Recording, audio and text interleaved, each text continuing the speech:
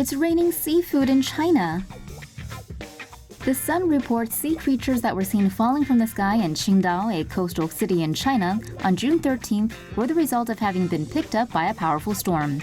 Chinese local media reports the weather was erratic during those few days, resulting in powerful hurricane-force winds that sucked up sea creatures and spat them out before hitting land. This powerful storm was reported to have caused widespread destruction throughout the city. Apparently, waterspouts were caused by the storm in the Yellow Sea, which resulted in sea creatures such as shrimp, octopus, starfish, and mollusks being cast into the sky. Locals were reportedly stunned upon seeing the marine creatures falling from the heavens. The phrase "seafood rain" trended on Chinese social media as locals shared their pictures of the event online. The Mirror reports the city's meteorological service said wind speeds generated from the storm set a new all-time record for June. More marine life stories. Global warming is killing our oceans. A new study predicts that within 15 to 20 years, human-caused deoxygenation will be felt across the world's oceans. With climate change warming sea waters, oxygen levels in the world's oceans are beginning to drop. Surface water with higher temperatures absorb less oxygen. Such surface water is also more buoyant, so oxygen is less likely to make it into deeper water. The resulting conditions are dangerous to marine ecosystems which depend on oxygen for survival. With the threat already underway, changes in the southern Indian Ocean and parts of the Pacific and Atlantic will be felt as early as 2030. Oceans in eastern Africa, Australia, and Southeast Asia, however, won't feel the impact until the next century. Worsening the effects of deoxygenation is an increase in carbon dioxide, causing oceans to be more acidic and less habitable. Researchers say carbon emissions must be reduced if we want to slow the oxygen loss, but monitoring and understanding where the oxygen levels are dipping and how it's impacting our waters is also key. Faceless fish found in the abyss. Australian scientists have discovered a faceless deep-sea fish off Australia's east coast during a month-long expedition.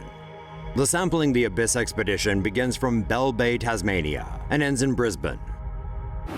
The investigator research vessel is equipped with multi-beam sonar that can map the structure of the seafloor. The expedition surveys the abyssal level, up to 6,000 meters deep in the ocean. Sleds, dredgers, and grabbers are deployed in order to collect samples of animals and sediment.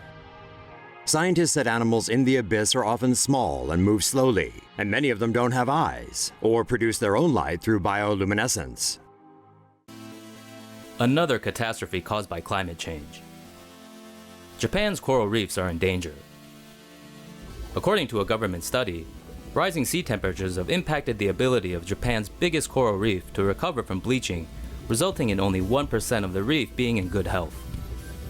Due to rising sea temperature, the reef has suffered bleaching events in 1998, 2001, 2007, and 2016, leading to a decrease in the overall coral volume by nearly 80% in the Tsukise Lagoon. A Japanese ministry official said that the loss of rich animal life under the sea would have a grave impact on the ecosystem in the region. The lagoon is approximately 67.89 square kilometers, with only around 1.4% of its corals healthy. According to scientists, it takes at least 10 to 20 years for coral to recover from a bleaching event. Coral reefs are home to 25% of sea life, even though they only make up 1% of marine environment. The only way for the coral to recover is if sea temperatures drop and algae are able to recolonize them again.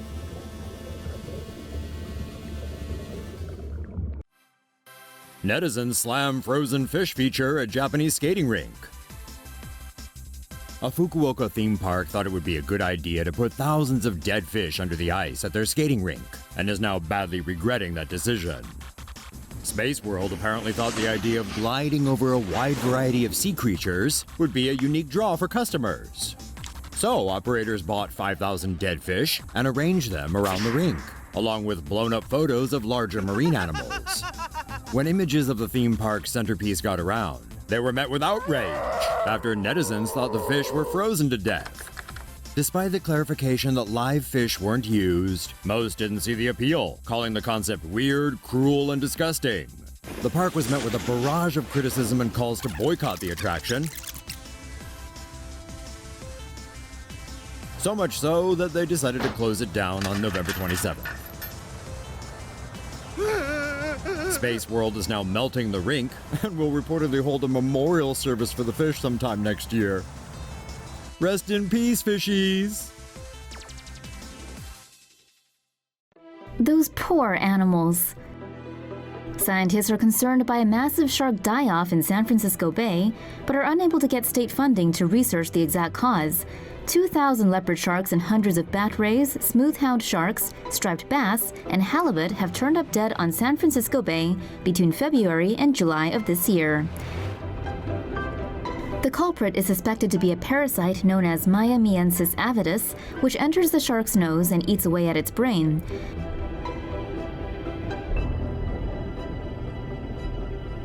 When the animal eventually succumbs to the parasite, it either swims aimlessly in circles or beaches itself. But scientists say only a small fraction end up on shore. Sharks aren't naturally buoyant, so the infected ones sink to the bottom of the ocean once they stop swimming. Leopard sharks are the most commonly spotted victims of the parasite, but it's a lesser concern for the California Department of Fish and Wildlife since the species is not endangered. Scientists fear, however, that other species are also becoming infected and dying, but just aren't washing up on shore. They also worry that the parasite could spread farther along the California coast. It might soon be a permanent game over for coral reefs. Warming waters are hurting the world's coral reefs almost 5 times more than they did 30 years ago. Scientists looked at bleaching data in 100 coral reefs. They found that the frequency of bleaching from warmer waters increased 5-fold from once every few decades to once every 6 years. Bleaching occurs when the reef reacts to stressful changes in temperature, light, nutrients, and other conditions. This makes the reef eject the symbiotic algae in their tissue and turn pale white.